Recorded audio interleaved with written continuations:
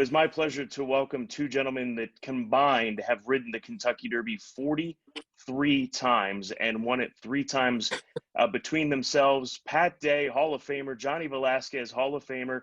Johnny getting set to ride Authentic in this year's Run for the Roses on Saturday. And first of all, Johnny, you've made it to Louisville.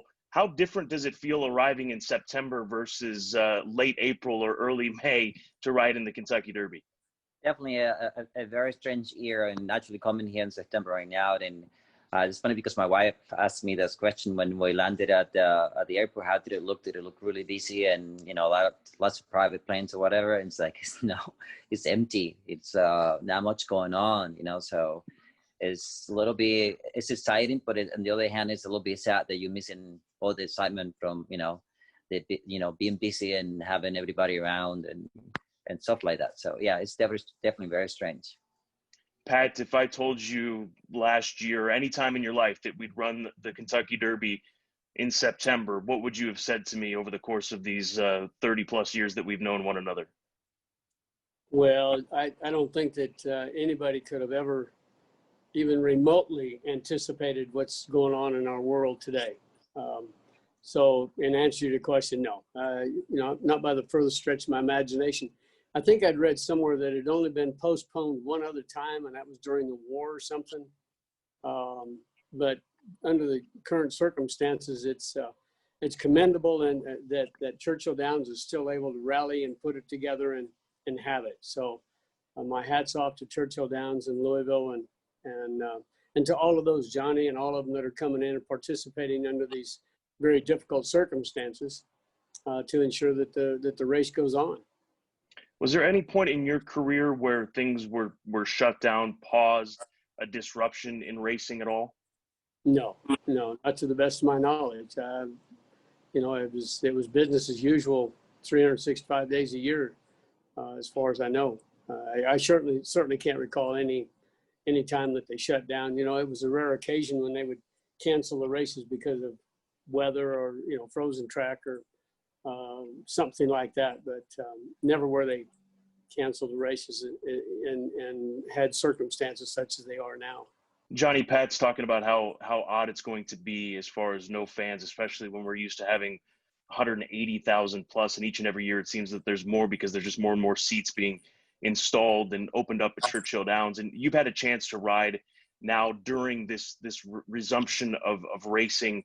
How odd has it been, Johnny, with no fans, and how different is it out there on the track? Do you hear more when you're in the midst of a race? Yeah, for once, I mean, that you do hear a lot more for sure. But normally, when we are riding the races, we kind of concentrate on the things that we do, and we really zone out the crowd. And for the most part, it's really nice to have it when we do on the postcard and everything. But what we're racing, we kind of zone out the crowd. It's just the before and after at having the crowd there, the cheers and the emotions and everything goes by having the people there. What you're racing, I think you're so concentrated into what you're supposed to be doing and trying to feel your horse.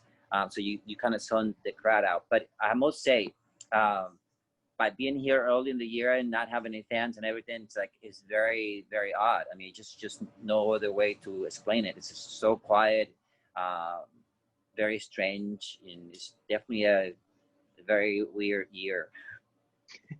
In a normal year, when there's the close to 200,000 folks in the stands, Johnny, what is it like? What is it like when you go through that tunnel and you hear My Old Kentucky Home and the roar of the crowd?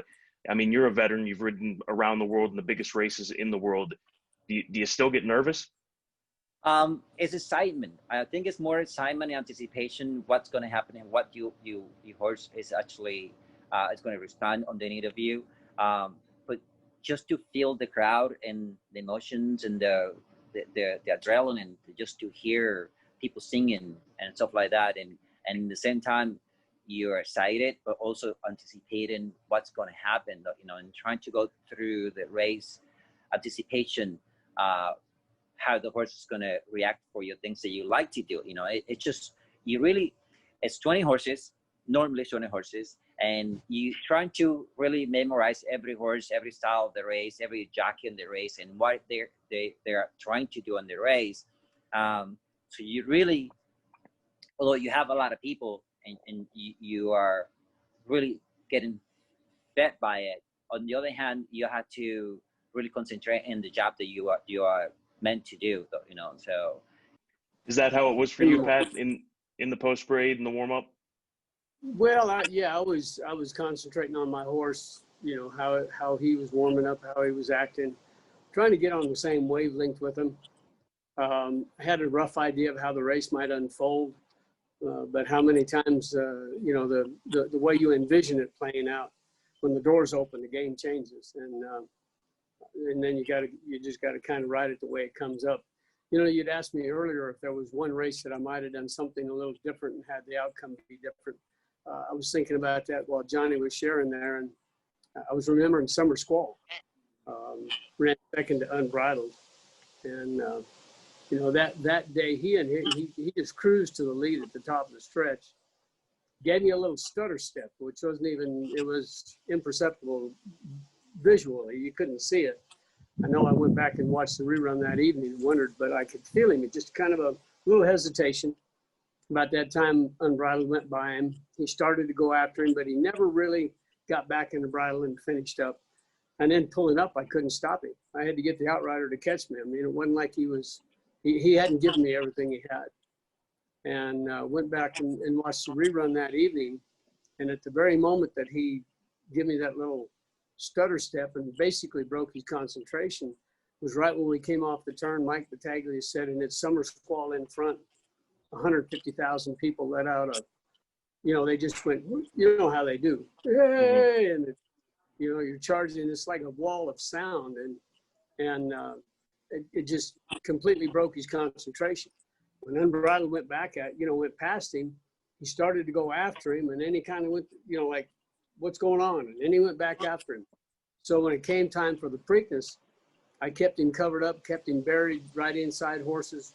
And of course, the crowd in Maryland's not like the crowd at Churchill, but made sure that he kept his head in the game, and he won pretty handily. But, you know, I've always felt like the one that wins the Derby is the one that was supposed to win the Derby. And that day with Summer Squall, I got back in the jocks room, and as you might recall, Mrs. Ginter and Carl Nasker, and he was calling the race for her, and she was such a sweet lady. Been in the game for 100 years. I think she was 92 or 93 at the time. Had never won the Derby. And when Carl called the race for her and he said, Mrs. Ginter, you won the Derby, and he gave her a big hug. I'm watching the rerun up in the jocks room. I started crying. I was, you know, I just ran second, but I was so happy for Mrs. Ginter and Carl and the team. You know, it was special, even though I wasn't a part of it. Johnny, how has this changed things as far as getting a mount, lining up mounts, riding horses, obviously riding Authentic? He'll be the first time you'll ride this horse as he's based on the West Coast. How different has it been for you and your agent? I mean, not much different for me because I really rely on the agent's job, you know, see if they can get me fast horses. Like anybody is looking for the really good horses anyway. But no, not much. I really rely on the agent to see how, again, we can find some really good mounts, and very different this year coming in September, like you were saying earlier. So it's, you know, really relying on the customers where they take you and where the horses are taking you. So September, they're taking us into Churchill Down, riding the Derby, and obviously riding the Authentic. Very pleased with the mount that I have, and thankful for the owners and Bob and giving me the opportunity to ride the horse. Pat, you had quite the run in the Kentucky Derby. 1982 to 2004, you didn't miss a mount in the Kentucky Derby. And obviously, when you're in the midst of it, you don't even realize that you've got a streak. But looking back on it, Pat, have you reflected on that run that you had in the Derby? Well, I was tremendously blessed. And a large part of that, I think, was because I was based in Louisville, you know, but felt very honored to, you know, and I remembered each one. You know, the first time I rode the Derby horse called Music Leader, I recall very clearly the feeling that I experienced when I rode out on the racetrack and they're playing My Old Kentucky Home, And the feeling that came over me the last time I rode in the Derby was, it was still the same. It was very intense, very emotional.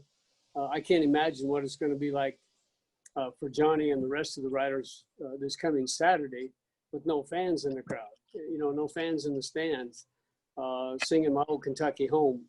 It's going to be a little unusual, I'm sure, but I felt very blessed to have been able to ride in that race that many times. I wish that my record was a little better. I'm 1 for 22. That's not a very good record, but I'm very happy with the one that I got and happy to have ridden in it.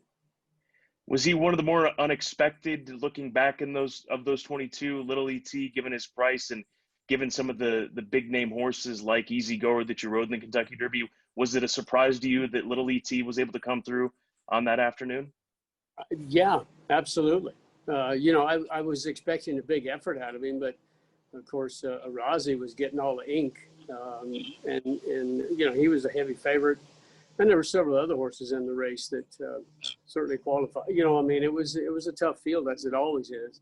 I'd certainly come into the race on numerous occasions previous to that with what you might deem to be better opportunities, at least on paper, and wasn't able to get the job done. So I was just extremely happy and grateful that the Lord would bless me that afternoon with the victory aboard Little ET for my dear friends, Mr. Cal Partee and Mr. Ben Whiting, who I'd had so much success with previous to that.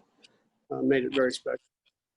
I've already asked Johnny this question, and he said that there's not a race that he'd take back or wish that he could do over again, that the horses did what they did on those afternoons. But looking back on the others, the 21 others in the Kentucky Derby that didn't cross the finish line in first, is there one that sort of got away where if maybe one thing would have happened, break better position in the first turn, that maybe you could have picked up another win in the Run for the Roses, Pat? Oh, probably Menifee. Finished second to Charismatic. And, I never had to check him in the course of the race, but I was working my way through the field. I never got clear until the 8th pole to really put the hammer down. And when I did, he came hard at the end. If I'd have gotten free a little quicker, maybe the outcome would have been different, but that's the name of the game. Coulda, woulda, shoulda, and it turned out the way it did. And I was pleased with his effort. Would like to have gotten free a little quicker, but there was no way to get myself out of the crowd. Well, Johnny, Pat, I could sit here and talk to you for hours on end about this and relive glories and disappointments and all of that. But we know Johnny's got a big week ahead. And Johnny, good luck with the Authentic for the team, Spendthrift, and myracehorse.com. And good luck on Saturday. And Pat, always great catching up with you and reliving the greatness that you've had and that win and everything that went into those years of Kentucky Derby runs there at Churchill Downs beneath the Twin Spires. Thank you both.